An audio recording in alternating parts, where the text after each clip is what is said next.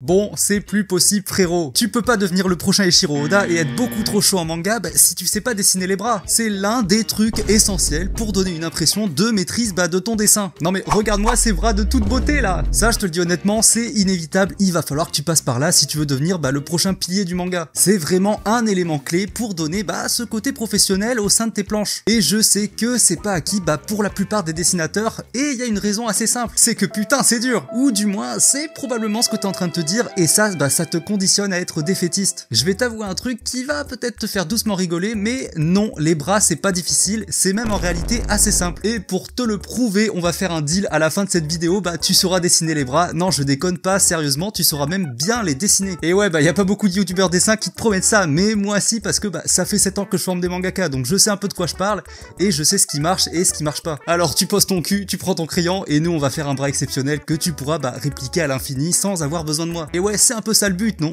Maintenant frérot, hésite pas à me dire dans les commentaires à la fin de la vidéo si t'as réussi. Même si j'ai aucun doute là-dessus, mais ça permettra de montrer aux futurs membres de la Sensei Family, que ça marche, et comme ça on sera toujours plus nombreux les gars. Alors si t'es ready, prends ta feuille et on est parti. Alors déjà, avant toute chose, il faut qu'on rétablisse les bases. Nous on cherche à dessiner, mais on cherche pas à dessiner d'observation. Cette compétence, elle est bien différente du dessin d'imagination. Ou peut-être que non. Je m'explique, qu'est-ce que tu fais quand tu dessines un dessin d'observation, donc à partir d'un modèle?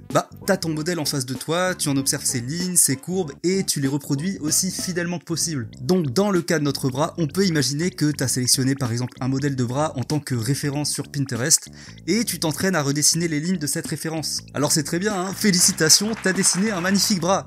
Maintenant je vais te poser un défi. Ce défi, il est très simple. Ce bras, redessine-le-moi uniquement d'imagination. Tout de suite, il y a beaucoup moins de monde. Alors ça c'est tout à fait normal, parce que dessiner d'imagination, c'est pas du tout le même seuil de difficulté, alors que pourtant on pourrait se dire, concrètement le modèle il est dans ma tête, mais c'est exactement le même procédé que j'applique pour un dessin d'imagination en réalité. Et ce modèle, je le vois dans ma tête, j'ai comme des flashs, mais j'arrive pas réellement à ressortir l'info sur papier, alors qu'avec une référence en face de moi, j'arrive sans problème. Alors c'est quoi le souci? La vérité c'est que ton cerveau humain, il voit pas les images mentales comme nous on observe une image en face de nous, dans la réalité. Alors qu'est-ce que ça veut dire concrètement? En fait nous autres êtres humains, on a du mal à représenter sur papier une image mentale. En fait le chemin entre l'idée et la retranscription de cette idée sur papier, elle est pas du tout intuitive. Pourtant certains y arrivent. Je pense notamment à cet américain atteint d'un trouble autistique qui a réussi à reproduire à 99% identique la ville de New York après l'avoir survolée juste une seule fois en hélicoptère. Mais tu vois que c'est un profil quand même assez unique, avec des schémas de pensée complètement différents d'une autre pour cette tâche. Parce que retenir des lignes d'une pomme, ça on sait faire, et d'ailleurs retiens bien le mot ligne, ça va être important pour la suite. Donc comme je le dis, une ligne de contour d'une pomme, ça c'est facile, on sait le faire. Mais par contre, retenir 50 lignes d'un bras anatomiquement parfait, c'est une autre galère. Il s'agit pas juste là d'apprendre parfaitement l'anatomie de chaque membre, c'est pas suffisant. Parce que juste retenir des lignes, c'est pas comme ça que tu vas apprendre à dessiner. Parce que comme on l'a vu, c'est trop d'infos à intégrer, et c'est pas du tout comme ça que ton cerveau fonctionne. Alors c'est quoi la grande différence entre le dessin d'observation et le dessin d'imagination?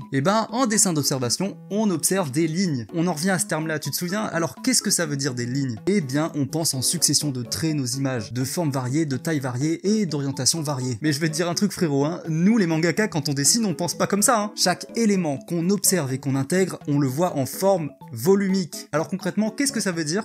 Quand toi sur une image, tu vois plein de lignes qui se battent en duel, moi je vois 3 formes géométriques simples. Tout simplement, je vois en 3 dimensions, et en réalité c'est beaucoup plus simple maintenant d'imaginer un bras en plusieurs formes volumiques plutôt qu'en 50 traits tous plus variés les uns que les autres que tu dois retenir à 100%. Alors hop, pause, une seule forme que tu vas devoir retenir qui sera nécessaire pour faire un bras. Tiens donc c'est pas beaucoup quand même. Et ouais, c'est étonnant mais véridique, et tu verras que cette forme elle est très simple. Et on va la faire ensemble, on va partir d'un cylindre qu'on va venir compresser sur l'une des deux extrémités. Tu verras que ça va donner une forme de cylindre un peu conique. Ce cylindre conique, il est bien beau, mais c'est pas suffisant. Il t'en faudra 3 de largeur différentes pour compléter ton bras. Donc tu vois que j'en ai fait 2 assez longs, puis 2 assez courts, et tu vas les agencer ensemble, et ça va constituer la base de ton bras. Alors maintenant c'est bien beau tout ça, mais il manque quand même les muscles. Et je vais pas te demander d'apprendre chaque muscle du bras par cœur, parce que en vérité t'as pas besoin de tous les connaître. Seulement connaître certaines surfaces de ton bras, et c'est déjà bien suffisant pour commencer commencer à dessiner. Et je vais te donner une méthode un peu mystérieuse que j'ai mis au point pour régler le souci de ce placement. Et oui, ce placement, il peut être compliqué si t'as du mal, tu sais, avec les insertions des muscles. Alors cette méthode, je l'ai appelée la méthode des flèches. Alors concrètement, qu'est-ce que j'entends par flèche? Je vais pas te montrer ce que t'as sûrement déjà vu sur les bras où on vient prolonger, tu sais, les insertions des muscles en flèche. Ça peut être bien si t'as déjà les bases, mais si tu pars de zéro, bah c'est beaucoup plus compliqué. Nous, on va essayer d'aller au plus simple et pour ça, on va un peu parler image mentale. Je sais pas si tu le sais, mais l'être humain, il a tendance à intégrer facilement des directions quand elles sont amenées par des flèches. Qu'est-ce que j'entends par là? Et bah, le schéma d'une flèche, il est assez efficace pour nous permettre de distinguer une direction et mieux que ça, une orientation. Et ça, c'est clairement un atout majeur hein, qu'on va pouvoir justement exploiter pour bosser ces notions-là en les appliquant à notre bras. Je vais pas vraiment placer les muscles en utilisant des lignes et des courbes, mais plutôt des flèches, et des flèches qui indiqueront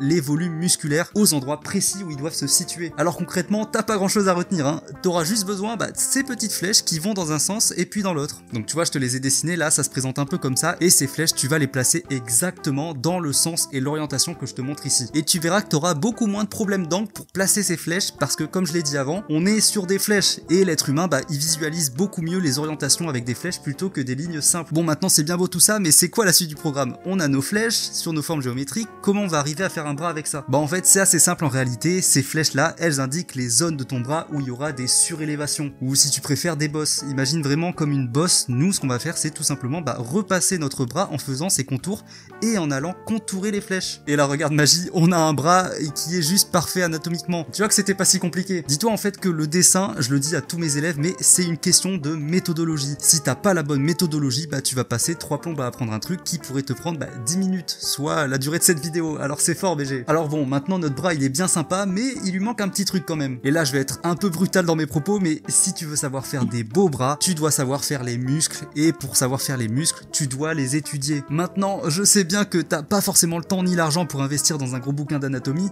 et je te comprends. Alors frérot, aujourd'hui je vais te mâcher le travail, parce que c'est comme ça, je te régale BG. Et je vais même aller plus loin que tous ces youtubeurs dessins qui te montrent comment faire un bras, mais tu sais qu'ils te montrent qu'un seul putain d'angle. Ton bras, il a plein d'angles différents. En général, tu sais faire un extérieur de bras, y a pas de souci. Maintenant, si je te demande de faire l'intérieur, y a plus personne en fait. Et ça m'énerve parce que on te donne jamais toutes les clés et je trouve ça putain de malhonnête. Alors aujourd'hui frérot, je vais changer ça et je vais te montrer vraiment une vue d'ensemble du bras pour que t'aies plus jamais ce problème. Je te présente du coup 4 schémas très simples des muscles qui composent ton bras. Et ils sont de couleurs différentes, hein, donc t'as vraiment aucun problème pour distinguer les muscles. Maintenant, au même titre que le travail de volume qu'on a réalisé au début de la vidéo, je vais te demander de reprendre les principes de simplification pour chaque muscle du bras. À noter que t'as pas besoin de tous les retenir, hein, parce que tes muscles du bras, ils sont agencés en forme de chaînon. Alors concrètement, qu'est-ce que ça veut dire? En fait, grossièrement, ils s'agencent comme une chaîne. Ce qui veut dire que si t'arrives à repérer ce principe de chaîne, tu seras capable d'identifier et te rappeler les zones musculaires sans trop de difficultés. Encore une fois, rappelle-toi ce que j'ai dit, le dessin, c'est une question de méthodologie. Et cette méthodologie, elle vient avec les étapes de ton processus. Tu peux pas démarrer sur un dessin sans croquis et directement faire une putain de dinguerie. Et là, tu me diras, oui mais sensei, Kim Jung-gi, il arrive à faire des dessins sans croquis et en plus il est trop fort. T'es un gros menteur, tu pues. Alors oui, mon jeune mangaka en herbe, mais est-ce que tu crois que Kim Jung-gi, il a réussi à avoir ce niveau du premier coup? Non, il a commencé à apprendre les formes de base, comment faire un croquis, et ensuite, petit à petit, il s'en est affranchi. Et maintenant, il en a plus du tout besoin parce que sa visualisation, elle est tellement forte qu'il peut s'affranchir d'un modèle. Concrètement, quand il veut faire un dessin, en fait, ce qui se passe, c'est qu'il est capable de voir les formes et les volumes sur son dessin, avant même de commencer son travail. C'est ce que j'essaye de te dire, en fait. Tu peux pas commencer à faire un marathon si t'as jamais appris à marcher sur tes 2 pieds. Et en dessin, c'est pareil. Tu dois passer par ces étapes de simplification avant de pouvoir t'en affranchir. Car ton cerveau, il est en plein apprentissage de ses capacités de visualisation, donc il faut que tu l'aides un peu. Et cette aide, tu l'apportes avec l'étape des formes géométriques simples. Et tu verras qu'au bout d'un moment donné, tu seras tellement à l'aise que t'auras plus besoin de le faire. Et ça, c'est fort. Et c'est vraiment là que tu vas pouvoir exploiter ton potentiel de visualisation. Maintenant frérot, ces bras, tu peux les screen et tu peux t'entraîner à les refaire et à les refaire en isolant, tu sais bien, chaque forme géométrique. Dis-toi qu'en ayant déjà les repères des flèches qu'on a vu tout au long de la vidéo, t'as déjà une grande aide pour déterminer les muscles. Et tu sais quoi, ces muscles, tu vas pas les faire tout le temps, hein, donc t'as pas nécessairement l'obligation d'être super bon là-dedans. En fait, tant que t'as les formes géométriques simples, c'est suffisant BG. Maintenant, si tu veux aller plus loin, tu connais la chanson, lien de mon Discord, on est déjà plus d'une centaine de mangaka qui se poussent tous vers le haut pour devenir super fort. Et n'hésite pas non plus à aller checker mon guide sur les 3 livres pour devenir mangaka. Et nous, comme d'habitude, on se retrouve très bientôt pour changer le manga game. Prends soin de toi mon frérot et surtout, n'arrête jamais de dessiner. Allez, bisous.